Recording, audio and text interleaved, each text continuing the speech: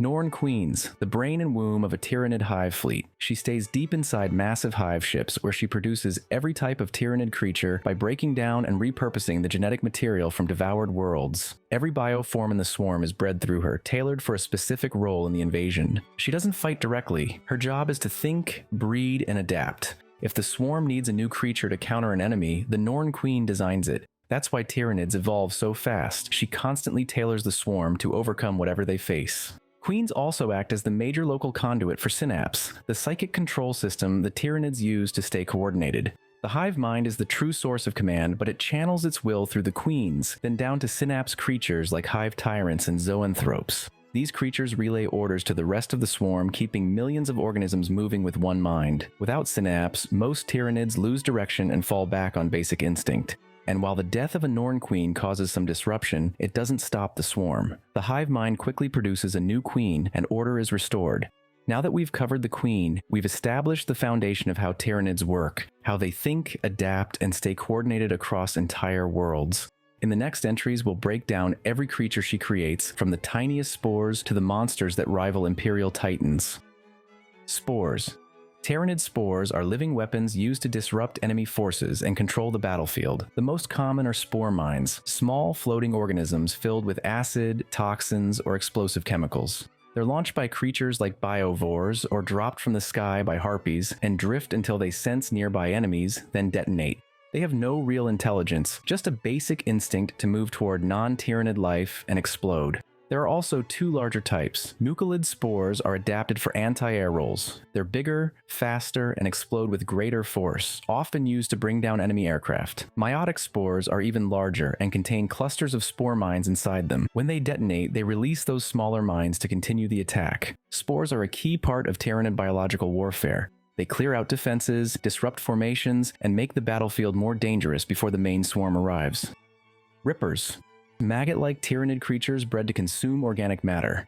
After a battle, they spread across the area and break down anything with biological value: bodies, plant life, even nutrient-rich soil. The digested material is passed on to larger organisms or absorbed into the hive fleet. They have extremely limited intelligence and rely entirely on synapse control to function. Without it, they become disorganized and may even turn on each other. Part of what makes the Tyranids so dangerous is how efficiently they recycle everything they conquer. Once a planet falls, the swarm doesn't just leave it behind, they strip it down completely. All biological material is broken apart and fed back into the fleet, where it's used to grow new creatures, evolve new strains, and fuel the next invasion. Rippers are one of the simplest tools in that process, but they're essential to keeping the swarm going. Most Rippers operate on land, but there are also aquatic variants for underwater environments and airborne versions for aerial swarms. Gaunts. Small, fast Tyranid organisms deployed in massive numbers to overwhelm the enemy.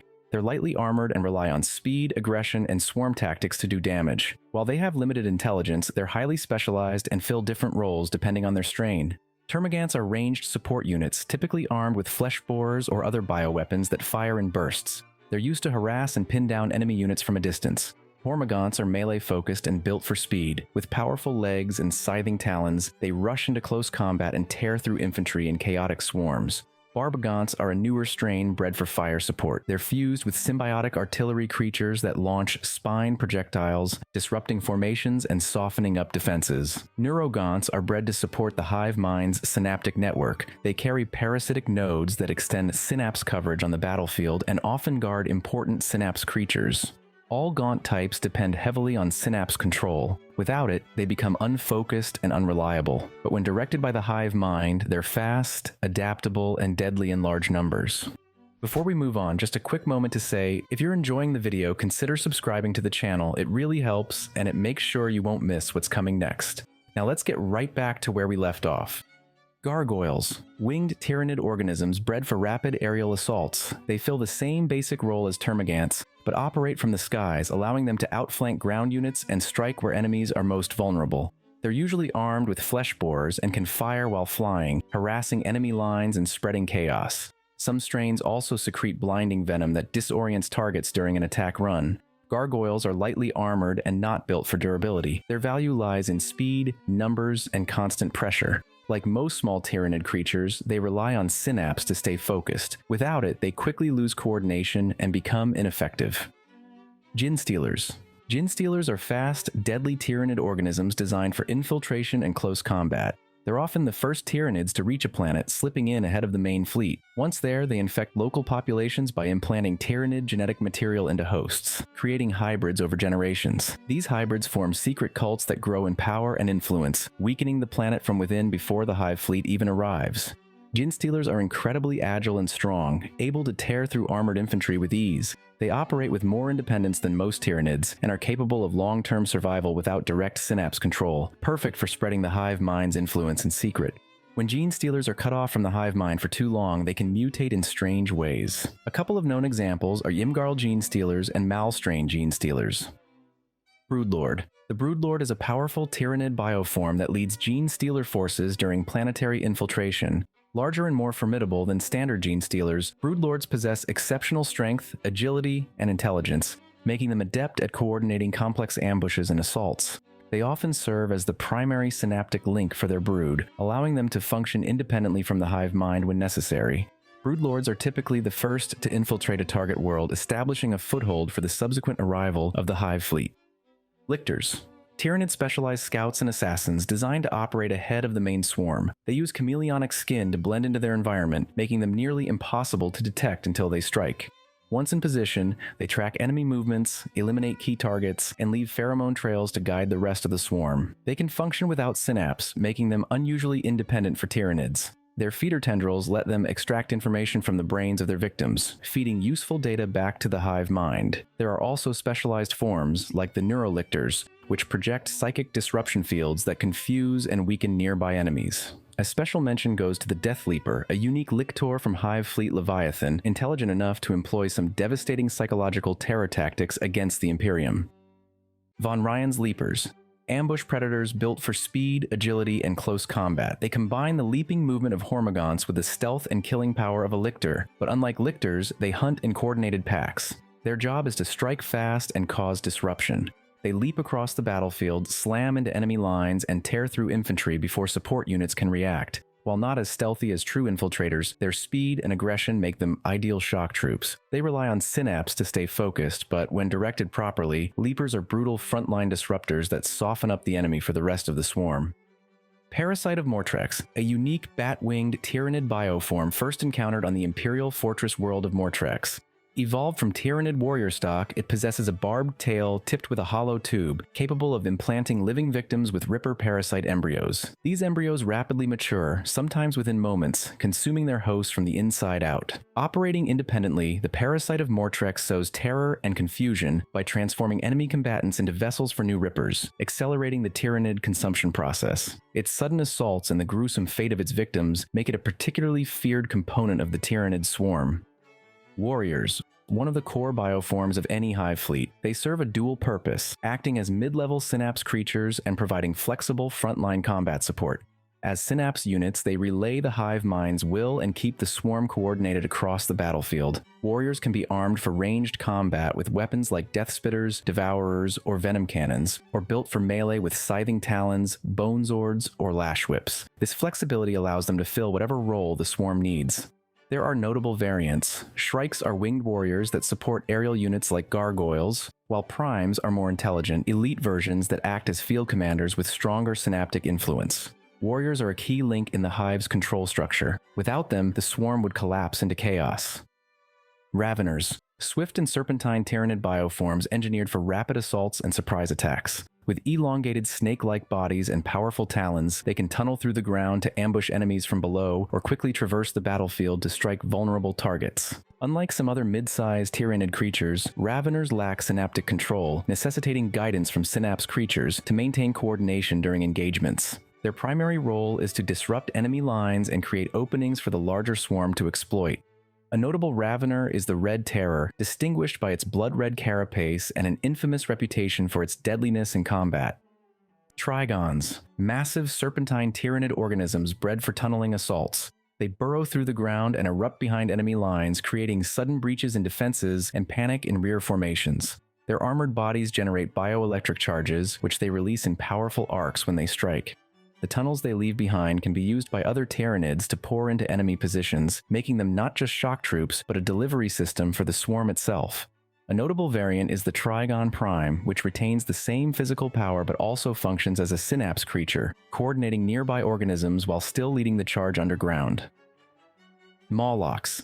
Enormous worm creatures bred for ambush and disruption. They tunnel deep underground and burst from beneath enemy formations, scattering units and breaking cohesion. Unlike Trigons, they aren't built for direct combat. Their main role is to disorient and destabilize defenses. They are nearly blind, relying on pressure-sensitive organs along their bodies to detect vibrations and movement. This allows them to navigate underground and strike with deadly accuracy, even without conventional sight.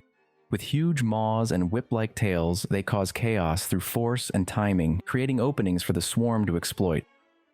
Hive Guard. Specialized bioforms engineered to defend key swarm structures like capillary towers and spore chimneys during the later stages of planetary assimilation. Equipped with impaler cannons, living weapons that launch armor-piercing spines guided by symbiotic shard beasts, they can strike targets without direct line of sight using a mild telepathic link to see through nearby Tyranid organisms. This allows them to accurately target enemies behind cover. Hive Guard are territorial and possess limited intelligence, content to remain stationary and protect vital swarm assets rather than pursue fleeing foes. Their formidable defenses and firepower make them reliable sentinels within the Tyranid swarm. Tyrant Guard. Heavily armored Tyranid creatures bred to defend Hive Tyrants and other high-ranking synapse organisms. Their thick chitin plating allows them to absorb heavy fire, acting as living shields on the battlefield. They have no eyes and don't act independently. They follow the will of the creature they're protecting, staying close and intercepting any threat. If their charge is killed, they enter a rage state, attacking anything nearby with brutal force. Their sole purpose is protection, and they're built to take hits that would kill most other Tyranids without hesitation. Hive Tyrants. The main battlefield commanders of the Tyranid swarm. They're powerful synapse creatures that control large groups of lesser organisms, acting as the voice of the hive mind during battle. They are intelligent, adaptable, and extremely dangerous. Some use psychic powers to disrupt enemies or boost nearby Tyranids, while others rely on brute strength or heavy bioweapons to lead from the front.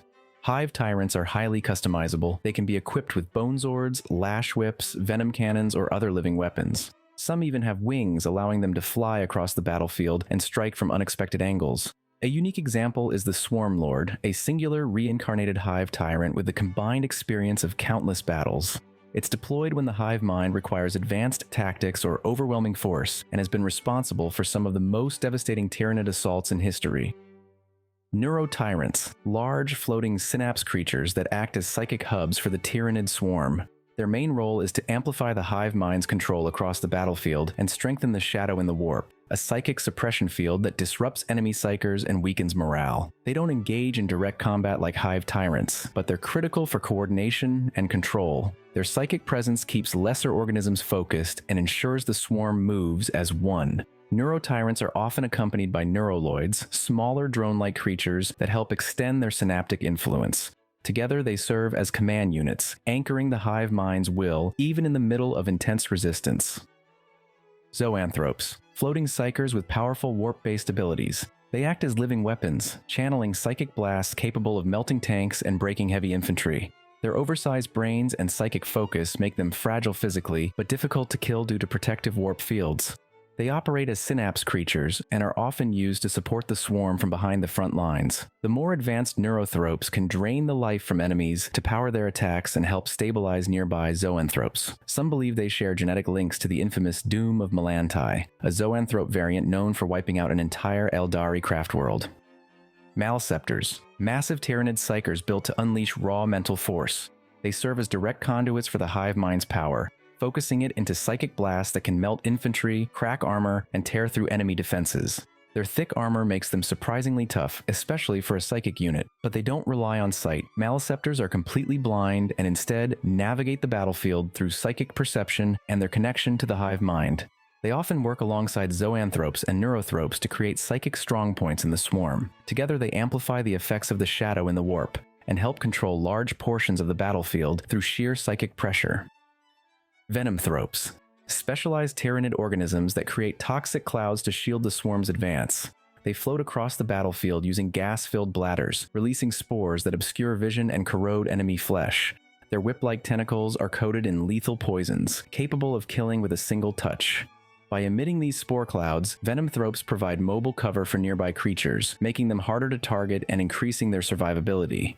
This ability is especially valuable for swarms of smaller organisms, allowing them to close the distance to enemy lines with reduced casualties. Their presence on the battlefield not only protects the swarm, but also sows fear and confusion among enemy ranks, as the toxic mists and sudden venomous strikes disrupt formations and morale. Biovores. Peculiar living artillery units that fire spore mines across the battlefield. We've already covered them earlier, but as a reminder, these are organic bombs that float toward enemy units and explode when they get close, releasing acid, toxins, or shrapnel. Biovores don't fire like normal weapons. They launch the mines from their own bodies using built-up pressure. Even if a spore mine doesn't hit anything right away, it stays on the field and waits for movement, detonating when enemies get too close. They're not fast or tough, but biovores are great at controlling space and forcing the enemy to move carefully through mined areas. Pyrovores. Slow but dangerous Tyranid organisms that act like living flamethrowers. They carry a powerful bioweapon on their back that sprays a stream of burning acid, melting through enemy lines and setting the battlefield ablaze. In close combat, they bite with acid-coated jaws, breaking down flesh into nutrients that can be absorbed by the swarm. They're not smart or strategic, just hungry, aggressive, and extremely lethal up close. Their main role is to clear out fortified positions and turn cover into a death trap. Toxicrenes. Huge Tyranid organisms bred for close combat and toxic area control. They advance with the swarm, lashing out with long, whip-like tentacles that can tear through armor and crush vehicles. Their bodies constantly release clouds of lethal spores that choke, corrode, and blind anything nearby. Unlike the smaller Venomthropes, which use toxins mainly for cover and protection, these clouds are designed to kill. Even heavily armored troops struggle to survive in the Toxicrenes' presence. Used to break defensive lines and clear out fortified positions, Toxicrenes combine brute strength and biochemical weapons to finish what the rest of the swarm starts. Psychophages. Built to hunt psychers, these special organisms feed on psychic energy and weaponize it. Their central maw is surrounded by grasping tendrils, used to catch and consume targets with psychic potential. After feeding, they release the stored energy in corrosive blasts, burning through armor and flesh alike. They're especially dangerous to psyker-heavy armies, as the more power they absorb, the more destructive they become. While not a frontline brawler, they're tough enough to push into combat and are often used to break through enemy units that rely on psychic abilities to function. Carnifexes. Massive, heavily armored assault creatures bred for frontline combat. They serve as living battering rams, leading charges to break enemy lines and smash through fortifications. Their thick plates provide formidable protection, allowing them to withstand heavy fire as they close in on their targets. There are several notable variants. Screamer killers. Equipped with enhanced bioplasma organs, they unleash devastating short-range plasma blasts, accompanied by a characteristic high-pitched scream. Thornbacks. Recognized by large blade-like protrusions on their carapace, they excel in shock assaults, impaling enemy troops as they charge into combat. Stone Crushers. Specialized for demolishing heavy armor and fortifications, these variants use their immense strength to topple tanks and breach defenses. A particularly infamous Carnifex is Old One-Eye, a unique specimen known for its remarkable regenerative abilities. Despite being reportedly slain multiple times, it always reemerges to wreak havoc, leading some to believe the hive mind has copied Old One-Eye and developed a new Carnifex variant. Harrispex. A massive close combat organism bred for one purpose, consuming biomass as efficiently as possible. It uses huge claws to grab prey and drag it into a gaping maw filled with grinding organs. It can tear through squads of infantry or even punch through armored vehicles just to feed. Everything it consumes is broken down and later regurgitated into digestion pools, speeding up the Hive Fleet's harvesting process. It doesn't hunt with precision, it simply charges into the thick of battle and devours anything it can reach.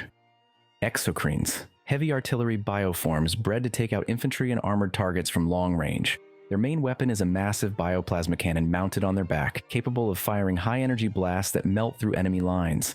They're slow and heavily armored, designed to sit behind the front and lay down constant fire.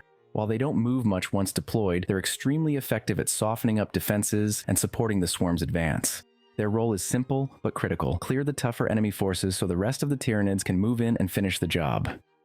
Tyrannifexes. Towering, heavily armored bio-creatures bred for heavy fire support. They carry one of several massive bioweapons: the rupture cannon for destroying vehicles and fortifications, the acid spray for clearing entrenched infantry at close range, or the flesh borer hive for saturating the battlefield with swarms of living projectiles. They serve a similar role to exocrines, but with key differences. Exocrines are focused artillery units that rely on precise, long-range plasma blasts. Tyrannifexes are more versatile and far more durable, able to hold ground while delivering sustained fire against both infantry and armor. Slower and more imposing, they function like living bunkers, hard to remove and brutal in return fire.